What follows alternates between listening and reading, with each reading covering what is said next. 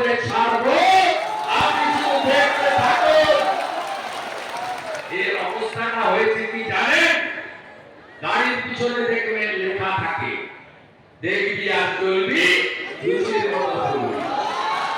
এর অবস্থা তাই হয়েছে। এর সামলাতে পারছে না।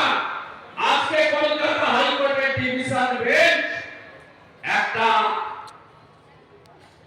সবচেয়ে ভালো রায় দিয়েছে কি, সুপার নিউমেরিক পোস্ট, আপনাদের বাংলা করলে বুঝায়, বাড়তি পোস্ট ক্রিয়েশন যারা করেছে তাদেরকে সিবিআই কাস্টডিতে দিতে বলেছে।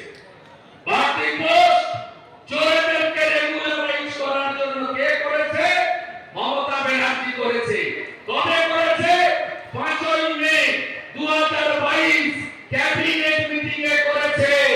আমি এই সভা থেকে 5ই মে 2022 ক্যাবিনেটে যারা উপস্থিত ছিল তাদেরকে অবিলম্বে সিবিআই কাস্টডিতে নেওয়ার দাবি